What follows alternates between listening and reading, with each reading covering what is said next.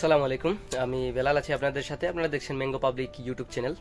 আশা করি সবাই ভালো আছেন, সুস্থ আছেন। যে যেখান থেকেই এই ভিডিওটা দেখছেন, বেশিরভাগ ক্ষেত্রে আপনারা দেখে থাকেন সৌদি, মধ্যপ্রাচ্য যে দেশগুলো রয়েছে, কাতার, সৌদি, দুবাই, ওমান সহ বাংলাদেশের অনেক ভাই এই ভিডিওগুলো দেখে থাকেন। তো আজকে আমাদের সাথে আছেন আমাদের এক বড় ভাই, ভাইয়ের নাম হচ্ছে শিবলু। উনার কাছ থেকে আজকে আমি এই সম্পর্কে জানবো যে বর্তমানে কাতারের পরিস্থিতি এবং উনি ট্রাই করছেন ক্রোয়েশিয়াতে যাওয়ার জন্য। তো ক্রোয়েশিয়াতে যদি যেতে চান তাহলে কি কি পদক্ষেপ রয়েছে বা কি কি করতে হয় বা কোন ডকুমেন্টসগুলো প্রয়োজন হয়, ইতিমধ্যে উনি সেইগুলো করেছেন। আমরা ওনার কাছ থেকে এইগুলো জানার চেষ্টা করব। আসসালামু আলাইকুম ভাই। ওয়ালাইকুম সালাম ভাই, কেমন আছেন? আলহামদুলিল্লাহ ভালো আছি। তো শিবলু ভাই আমার খুব পরিচিত একজন মানুষ। আমি ওনার কাছ থেকে জানার চেষ্টা করব। আমি বিগত 2-2.5 বছর থেকে আমি ওনাকে চিনি। তো যাই হোক ভাই, আমরা প্রথমে জানতে চাই যে বর্তমান কাতারের অবস্থা কি, আর আপনি কি ধরনের কাজ করেন, বা আপনি কোম্পানি ভিসা নাকি কোনো এগ্রিমেন্ট বা ফ্রি ভিসা, কোন ধরনের ভিসাতে আপনি আছেন? আমি বর্তমানে ফ্রি ভিসা আছি। আচ্ছা, তারপরে বছর আইলে 3000 রিয়াল দেওয়া লাগে আইডি চেঞ্জ নয়া করে আইডি মারা বছরে 3 বছর বছরে আপনার 3000 রিয়াল লাগে। কাতারের 3000 রিয়াল, যেটা বাংলাদেশের প্রায় 1 লাখের মতো। 1 লাখ। আচ্ছা, তো বর্তমানে যে ফ্রি ভিসাতে মানুষ আসছে, তারা যে আসছে মানে কতটুকু সফল হতে পারবে, বা কি মনে হয় যে কাজ কি পাওয়া যাবে আসার পর? বর্তমানে সফল নাই, কারণ বর্তমানে কাজ কাম কাতারের খুব সংকট। এখন আবার একটা প্রচুর একটা ভুল সিদ্ধান্ত নাওয়া বালা কাতারে ফ্রি ভিসা। মালিকানা বিষয় হইলে ভালো, মালিক হইলে ঠিক আছে, আলহামদুলিল্লাহ ভালো। আর ফ্রি ভিসা হওয়া খুব একটা বিপদ। এখন খাম কাজ নাই। আজকে দেখলাম একটা ভিডিও, 6 মাস ধরে কাজ নাই, দেশে চলে যাইতেছে আজকে রাত্রে ফেলাই।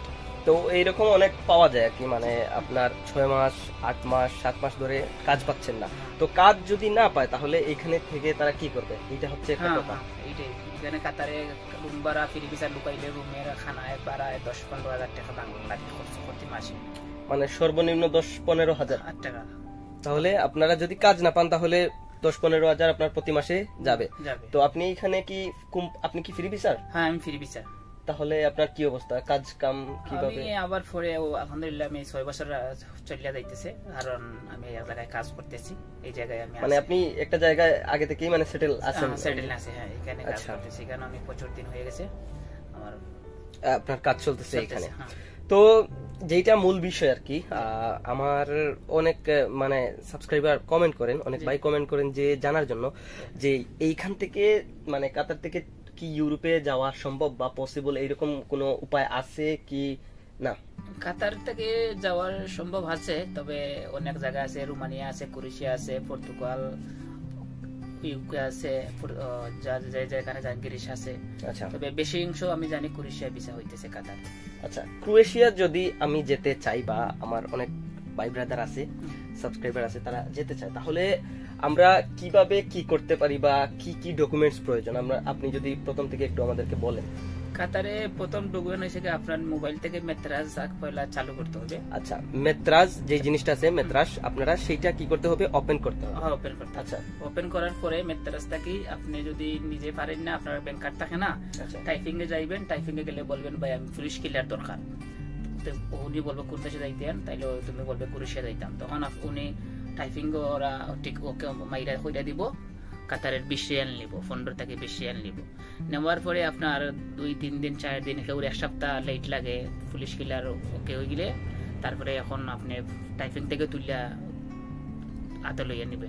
আচ্ছা, পুলিশ ক্লিয়ারেন্স আপনি টাইপিং থেকে তুলতে পারবেন? হ্যাঁ, তুলতে পারবেন। তারপর কি করতে হবে? তারপরে আপনি পুলিশ স্টেশন যাইতে হইবে। পুলিশ স্টেশন গিয়া আপনি এখানে সিল মারাইতে হইবে। এটা যে কোনো পুলিশ স্টেশন থেকে? যে কোনো পুলিশ স্টেশন সিল মারাইতে হবে, সমস্যা। আচ্ছা, আপনি যেখানে থাকেন মানে ওইখানে নিকটবর্তী যেটা পুলিশ স্টেশন, আপনি এখান থেকে সিল মারাতে হবে? হ্যাঁ, সিল মারাইতে। কত টাকা লাগবে?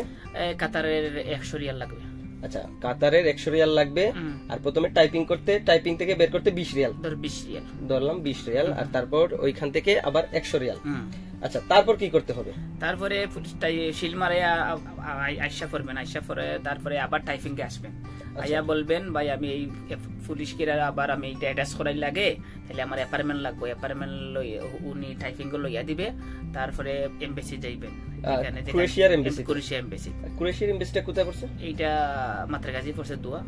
আচ্ছা, বিএফএস গ্লোবালের ওই দিকে? হ্যাঁ এইদিকে। আচ্ছা, তো ওইখানে যাওয়ার পর কি করতে হবে? এইখানে যাবার আপনি অ্যাপার্টমেন্ট লইবেন, অ্যাপার্টমেন্ট যে তারিখে লইবেন যে টাইমে, এই টাইমে আপনি এই জায়গায় মধ্যে যাই উপস্থিত থাকতে হবে। তারপরে উনি এখানে যাওয়ার পরে আপনি ঢুকিয়া দোতলাতে, আচ্ছা ওনাদের ক্রোয়েশিয়ার এমবেসি মানে চেম্বারে যেতে হবে? হ্যাঁ চেম্বারে যাইতে হবে। এখানে গিয়ে আপনি অ্যাপার্টমেন্ট দেখাই দিবেন, অ্যাপার্টমেন্ট দেখাইলে আপনার টোকন দিব, টোকন দিলে আপনি ভিতরে ঢুকিয়া আপনার সিএল আসবে, আসার পরে আপনার পেপার দিবেন, তারপরে ওরা পেপার রাখবো, আর এমবেসির ভিতরে আপনার পয়সা 70 রিয়াল রাখবো। আচ্ছা, ওইখানে যাওয়ার পর আবার 70 রিয়াল রাখবে? হ্যাঁ 70 রিয়াল রাখবো। তারপর ওইটা কি ওই সাথে সাথে সিল আপনার মেরে দিবে? না না, সাথে সাথে দিব না, ওরা 2 দিন 4 দিন রাখবে, রাখার পরে ওরা মোবাইল নম্বর রাখবো, রাখার পরে ওরা বলবো মোবাইলের মেসেজ আসবো, যদি মেসেজ আসে না তাইলে ওরা আপনার 4 দিন 5 দিন পরে 1 সপ্তাহ পরে চলে যাইবেন এই জায়গাতে, গেলে আপনি ফাইল। আচ্ছা, তারপর ধরেন সর্বোচ্চ ধরলাম 4 থেকে 5 দিন, 5 দিনের ভিতরে আপনার ওই সিলটা পরে চলে আসবে। তারপর মনে করেন যে আপনি এই কাগজটা কি করবেন? তারপরে কাগজ নিয়ে আসবেন, আসার পরে আপনার এই পুলিশ ক্লিয়ার লাগবো, তারপরে ফটো 1 কপি লাগবো, আইডি কপি লাগবো, এরপরে আপনার আইডির দুই সাইড কপি লাগবো, লাগার পরে আপনি পিপিএ কইডা আপনি যার মাধ্যমে দিতেছেন এর মাধ্যমে হোয়াটসঅ্যাপ করে ওনার কাছে পাঠিয়ে দিবেন। আচ্ছা, তো এখন আমাকে এইটা বলেন যে মানে আমি অন্যান্য ক্ষেত্রে জানি না, মানে এই বিষয়ে আমার কোনো অভিজ্ঞতা নেই, আপনি ইতিমধ্যে এইগুলো করতেছেন বা করছেন এরকম আর কি, তো সর্বোচ্চ মানে সর্বোচ্চ কত টাকা হলে আমরা ক্রোয়েশিয়াতে যেতে পারবো এটা বলেন? এখন কাতার থেকে কেউ নিতেছে এগ্রিমেন্টের বিষয় 30,000 রিয়াল। আপনি বাংলা টাকায় বলেন কত টাকা? বাংলা টাকায় প্রায় আমরা কেউ 10 লাখ নিতেছে এমবিজির খরচ বাদ দিয়ে, কেউ 12 লাখ নিতেছে, কেউ 13 লাখ নিতেছে, যে যেভাবে পারছে যার সাথে কথা বল। সর্বোচ্চ ধরলাম আমি 10 লাখ।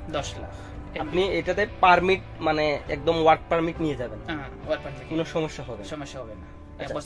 ধরেন আপনার এই যে এটা কি টাকা কিছু টাকা প্রথমে প্রদান করতে হয়? প্রথম যার মাধ্যমে দিবেন ওকে কেউ আছে 1 লাখ নিয়ে যায়, কেউ 50,000 নিয়ে যায়, তারপরে কেউ আছে আবার পারমিট আসলে আবার 50,000 টাকা দিতে হবে, মানে উনাদের সিস্টেম যে যাকে যেরকম ইয়ে করতে পারে। কেউ 1 লাখ। তো এইগুলাতে কি খুব যে আমি যে কাউকে তো দিতে পারবো না, একজন বিশ্বস্ত মানুষ থাকতে হবে, কারণ অনেক লোক আছে ভিসা না হইলে টাকা দিয়ে রিটার্ন দিবে না, ওরকম মানুষ বিশিষ্ট থাকতে হবে, আপনি ভালো দেখতে হইবেন। আচ্ছা, এগুলাতে যে এই যে 50,000 প্রথমে দিতে হয়, এইগুলার কি মানে এই টাকাটা কি ব্যাক পাওয়া যায় নাকি?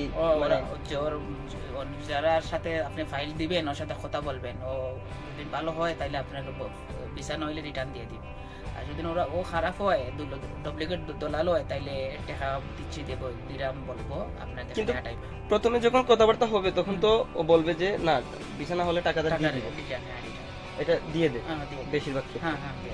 আচ্ছা, তো ধরেন 10 লাখ, আমি সর্বোচ্চ ধরলাম 10 লাখ টাকা, এটার ভিতরে আপনার কি কি আছে? যে ইন্স্যুরেন্স আর এমবিসি খরচ আলাদা 10 লাখ, তাহলে ওই 10 লাখের বাইরে আপনি ইন্স্যুরেন্সের টাকা আর টিকেটের টাকা, সরি ইন্স্যুরেন্সের টাকা আর আপনার এমবেসি খরচ, এই টাকাটা কি বাইরে মানে এইগুলোর বাইরে? তাহলে এগুলা আমার 10 লাখের বাইরে। যদি ভিসা হয় তখন কি টিকেট বিকেট সব? ভিসা হওয়ার পরে যার সাথে আপনার 10 লাখ দিবেন এর টিকেট করে দিব।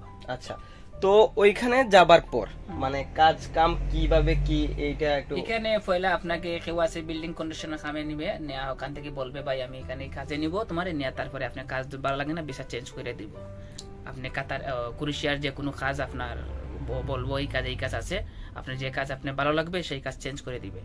আর যদি আপনার ভালো লাগে না ক্রোয়েশিয়া যাওয়ার পরে আপনি ইটালি চলে যাইতেন, ফ্রান্স যাইতে পারবেন, পর্তুগাল যেতে পারবেন, স্পেন মানে যে কোনো দেশে আপনি যেতে পারবেন। আর জন্য তুমি যাইতে চান না বলে না আমার এই কাম ভালো লাগে না বিল্ডিং কন্ডিশনার, আমি যে কোনো ক্রোয়েশিয়া যে কোনো অন্য কাম করবো আপনার ভিসা চেঞ্জ করে দেন, তাইলে উনি চেঞ্জ করে দিব, দেওয়ার পরে আপনার ক্রোয়েশিয়ার প্রতি বছরে কার্ড পাইবেন, যেখানে কাজ করবেন এখানে কার্ড দিবেন। আচ্ছা, 1 বছরে। তো ধরেন যে মানে এই যে ভিসা প্রসেসিংটা মানে কতদিন সময় লাগতে পারে? আমরা একজনের সাথে কথা বলছি, উনি বলছে 3 মাস, তবে 3 থেকে 4 মাস 5 মাস 6 মাসও অনেক লোক নিয়ে যায়। আচ্ছা ধরেন পারমিট আসতে আসতে 2 থেকে 2.5 মাস 3 মাস চলে যেতে পারে। কেউ আছে 6 মাসের ডেট নেয়, 5 মাস নেয়, কেউ 3 থেকে 4 মাস নেয়, 3 মাসে নেয়।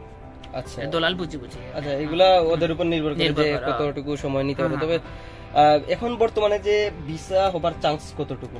এখন বর্তমানে গরমের সিজন আছে, এখন বর্তমানে 100 মাঝে 80% ভিসা হবার চান্স আছে।